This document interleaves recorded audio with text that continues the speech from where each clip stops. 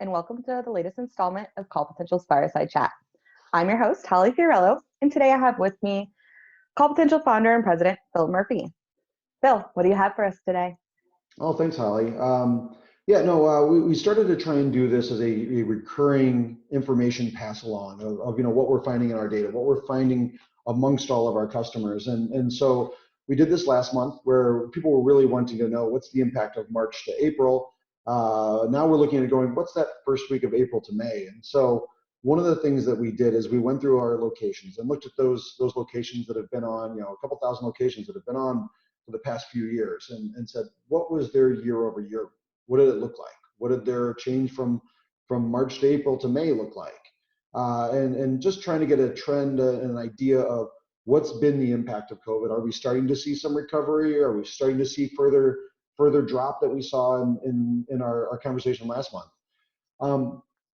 The interesting thing is here, this first slide that we pulled up is really around our call volume that we see coming in. We're handling about 1.5 million calls coming in every month, and looking at this, you're seeing in those first 5 days of the month, we saw initially a drop versus expectations on April, but then in May, while we're still seeing year over year impact on total calls, we're really starting to see inbound calls recovering.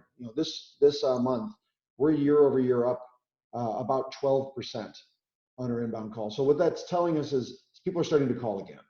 They're not just setting it out there, and it's not only online, it's not only obviously not walk-in, but what we're also seeing is a decrease in the outbound calls. Those follow-up calls or those collection calls or things like that are going on. But we're starting to see a little bit more stabilization, which has been good. And we're going to talk about the impact of that in a little bit in terms of call centers and lead volumes and things like that. But the next thing that we really looked at in the next chart was really around where are those calls going, and what they're ending up doing is they're ending up going to call centers. So before we get to that next chart, I have questions on this chart. Sure, why do you think the outbound calls are decreasing year over year? Is that are there changes in processes? Why are the outbound calls decreasing? Mm-hmm. Yes. So, I think what we're seeing is we're seeing a little bit of tapering back on the collection side. We're seeing a little bit of tapering back on the lead volume that comes in. One of the things that we talked about last month was we saw lead volumes drop by about 50% across the month. That also impacted rentals. But with those fewer leads being in the system, you're seeing fewer follow-ups having to take place. With kind of a lightening of collection, which we're going to talk about as well, you're seeing fewer outbound collection calls taking place, and that's translating a lot here. So you're not saying that there's still work to be done and it's just not getting done because maybe the workforce is dispersed. You're just saying there's less activities for them to do. So could be one of the indicators. Yeah. Right. There's less activity. Some people have adjusted the softer tone with how they're proceeding with the collecting on the receivables. Some people have started to take a little bit more aggressive in the lead side follow-up in terms of every one of those leads. Because the lead volumes are in half, it becomes more and more competitive to get that lead to rent. And so we're having to actively work them. There's more follow-up events. There's more calls being done. There's more touch points to get them to come in. It's no longer that simple field of dreams. I take the call, I put the lead in, and hey, they showed up. We as operators are finding we can't rely on that anymore. Gotcha. And just to clarify, when you're calling them inbound calls and outbound calls, or obviously outbound calls, you're talking about a balance of automation of manual calls and automated calls. Yeah, this is a balance of both live calls and automated calls that would be taking place in that outbound. So total picture. Yep. Great. All right. Next, let's move on to the next one. Yeah, and in this one, what we found is, not surprisingly, as operators were closing, a lot of people were figuring out, how do I react? How do I continue to answer calls? And they've become more and more reliant upon call centers. We've seen a 28% increase year over year in the calls that are being handled at the call center, but we're even seeing it more so this month. I mean, you can see that the dark blue, the growth in that chart of calls coming in. It was a pretty normal March. April jumped significantly. May really blew it out of the water, as opposed to last year, and that's we're really seeing that not only the number of agents, the number of calls answered. Really everybody's starting to become more dependent on that centralization, as state by state that ability to answer calls has varied considerably. I know we touched on this on our last Fireside chat, but just to kind of bring everyone back in case they didn't get to see this one, when you're talking call centers, are these third-party call centers? Are these in-house call centers? Are these dispersed call centers? Yeah, these are looking, so call potential with our platform, we have an internal call center platform, and that allows our operators, we drive many of the call centers of the largest operators in the industry. And this is looking at those numbers. How many calls are coming into to those call centers? How many are being answered? How many are how long are people staying on hold in queue times and things like that? And all of those numbers have stayed pretty static, pretty similar. However, the volume and number of agents that are covering those calls has had to grow. When you see a growth in call volume, you're going to see a growth in call agents to help handle that.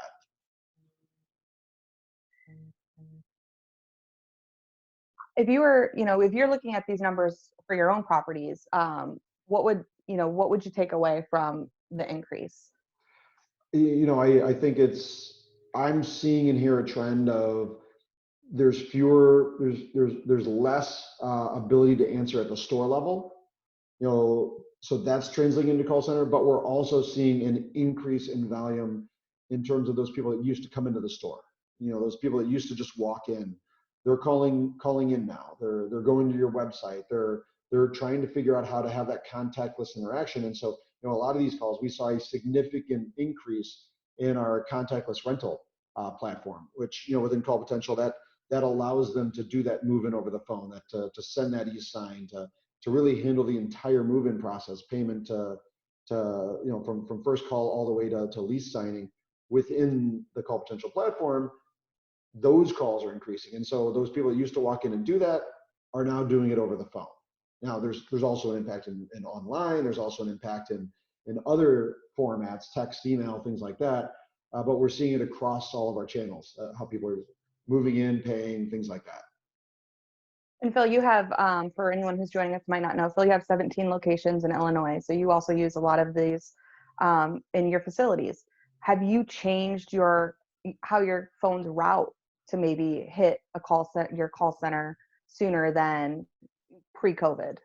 Yeah, we did have to change some of our routing, and it's varied depending on how our managers have been impacted. Some stores we've had managers that have practiced social distancing within the store. Some stores we've shut the doors so that people are calling in or dealing with the manager through the door. Other stores, we had to shut down the store and answer those calls to call center. So depending on what's going on in the store, we've changed our call routes, and that's one of the nice things that we've been able to do is change that routing on the fly.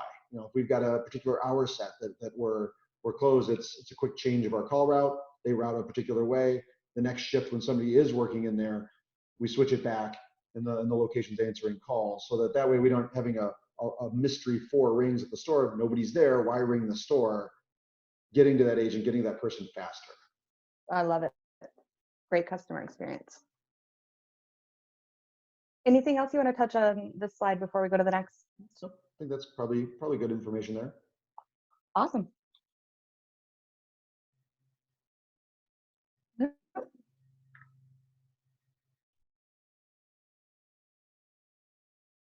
Trying to go next, and it's not cooperating. There we go. Where would we be without technology? Yeah. So this was a pretty interesting slide, in terms of data that I was seeing. A lot of us saw a pretty significant drop in lead volume in 2020. I mean, you can sit there and see from March to April. March 2020 was on par with March 2019. April 2019 was significant, or April 2020 was significantly lower in those first 5 days compared to 2019. what we Wow. saw was that about 50% drop in what was taking place there. What we've seen about I think it was actually about a 39% or something like that. We've seen a 40% increase in those leads entered. We saw about a 22% year over year, though, is still behind. So we're still significantly behind where we were May of 2019, but we're not as bad as we were in that April drop. We're starting to see some recovery. We're seeing people, and I think a lot of this is that loosening of the stay-at-home orders. I think you're starting to see people figure out how to adjust, how to continue to live their lives, and that's resulting in more people coming in, starting to look at how do I store it. Hopefully going to continue to see this trend over May, because we did also see it continue in the rentals as well. With that 40% increase in leads, we're seeing a 52% increase in rentals from those leads. So that Wow. indicates we're seeing a much stronger rental conversion rate in our call potential users, and so that's driving those rentals up. Again, it's a week, but it's letting us compare month over month, pre, middle, and then also kind of where we are today in the crisis. And we're hoping to continue this trend, because a lot of operators are trying to figure out, when is business going to return as usual?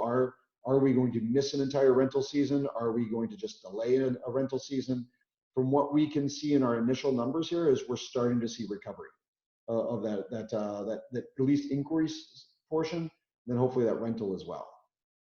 Finally, some good news. Yeah, I We'll was have to glad send to it see over to it. John. Yeah.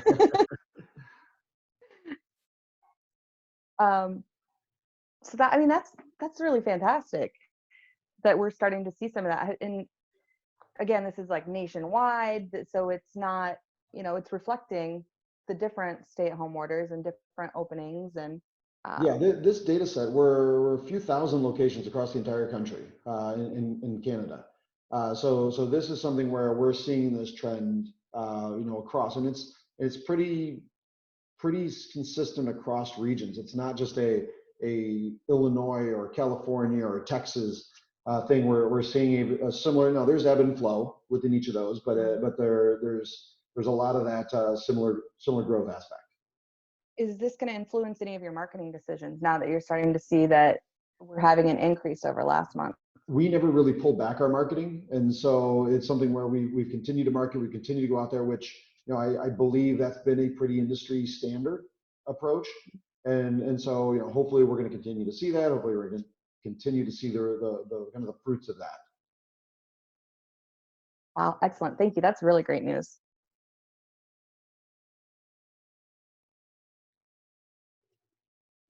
Oops, it's me.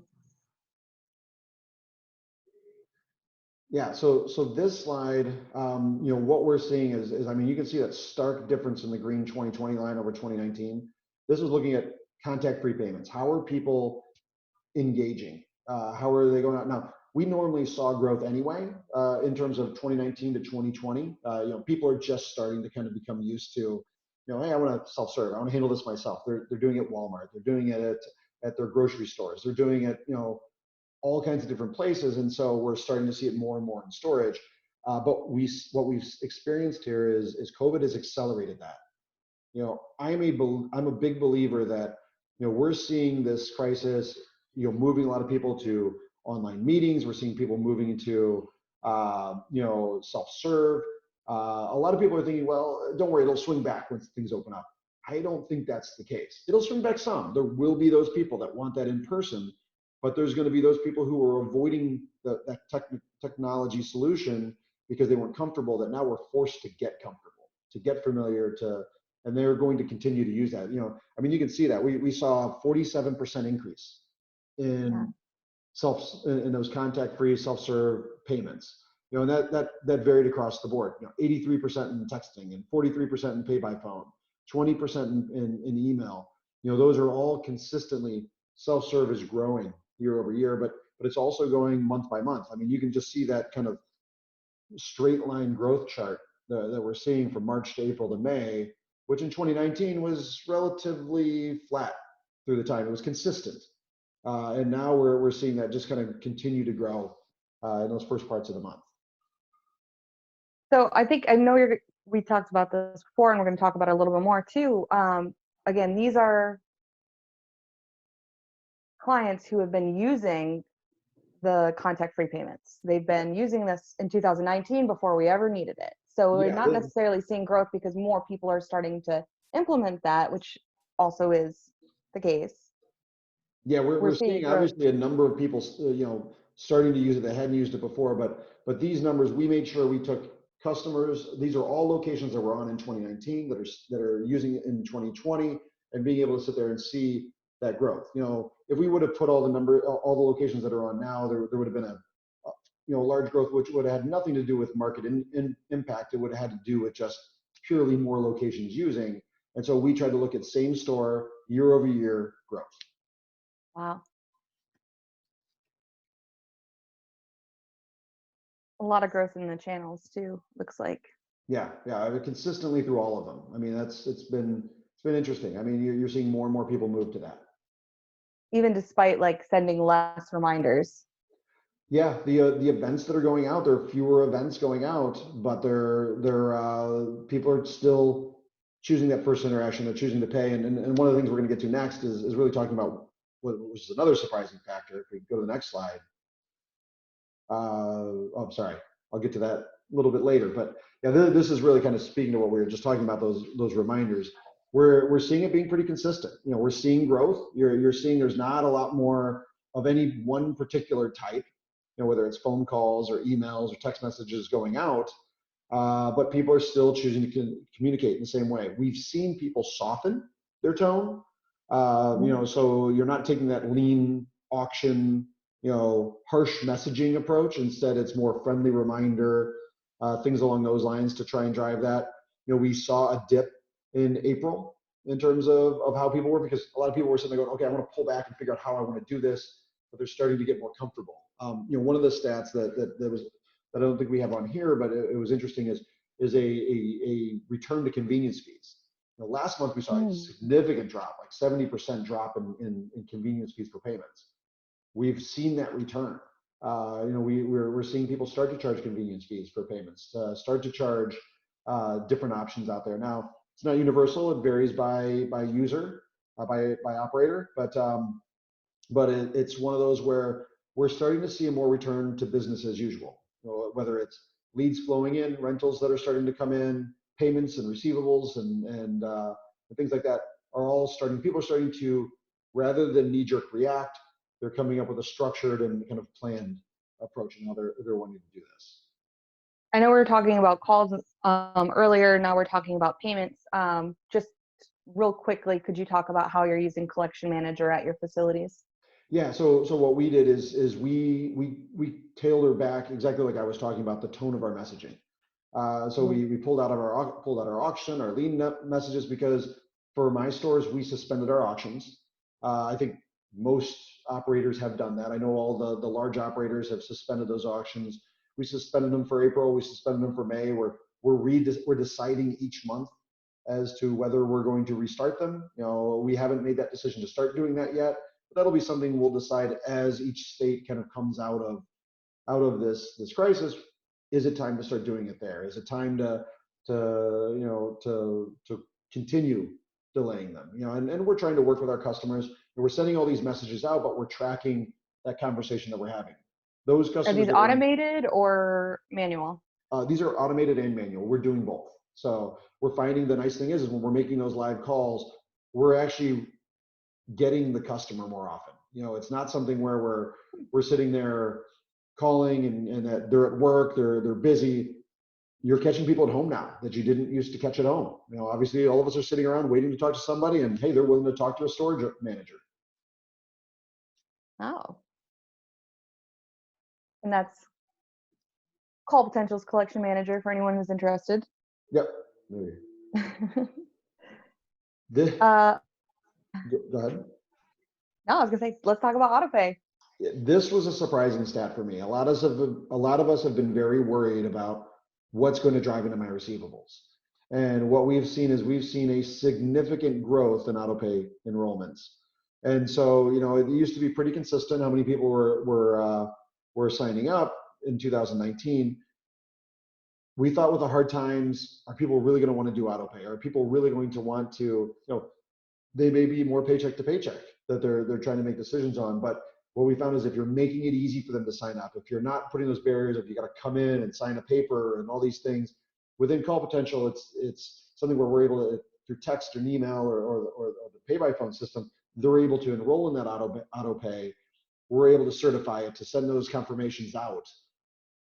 Making it barrierless or very limited barrier has increased that AutoPay significantly for a lot of our operators. And so that helps stabilize that, concern about what's June look like, what's July, in the further months, because the more people we drive on the AutoPay, the less volatility we have in our receivables in that 7 and 30 day receivable side. So for all of the reminders that go out, if they're not on AutoPay already, does it, in that process, gives them the opportunity to sign up for AutoPay? Yes, every single event that goes out, they can sign up for AutoPay at that point in time when they're paying. So if they go out and process a payment, if they're already enrolled, great. In all reality, if you're successfully in AutoPay, you're not going to get a reminder anyway because your payment would have been processed. Right, but if right. you're not in AutoPay, or you are in AutoPay and it failed, it'll let you change your card. It'll let you, figure out, okay, what am I going to do? How am I going to update this so I continue to process my payments? But yeah, we saw year over year almost a 90% growth in AutoPay enrollment, When I self-serve contactless AutoPay enrollment. when I saw those numbers, I had to go back and like double check because I was like, no way. I had to do the same thing. I thought we had pulled the data wrong, but it's actually the reality of it. It makes sense. I mean, you got to do it a new way. Might as well do it once and be done. Especially if you have a little extra time sitting at home because you're not commuting to work or There you go. anything else. I thought that might be our last. Is there another one? Yep. No, that was it. All right. That's Yeah, no, I mean that's a lot of information there, and as we said, we're trying to do this consistently. We're establishing a data analysis, data communication tool, so we can share this with the community. We can share this with what we're seeing across thousands of locations. What do we see? Because a lot of operators are out there trying to figure it out for the 1, 2, 5, 10, even 100 stores. It's hard to put that data together, but when you got thousands of stores, we can aggregate that, de-identify it and go, what is the trend? So this is something where we're seeing across those stores. You may be seeing better, you may be seeing worse, but it gives you a benchmark to know how are we comparing to the greater industry.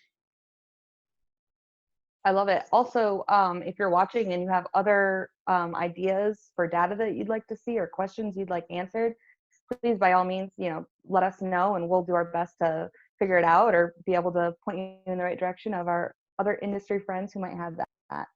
Yeah, and Holly, this is going to be on our blog as well, the Call Potential blog, as well as all of our past Fireside chats that we're doing as well. So, keep up to date, check in there, and thanks for tuning in. Thanks. Thank you, everyone. See you soon.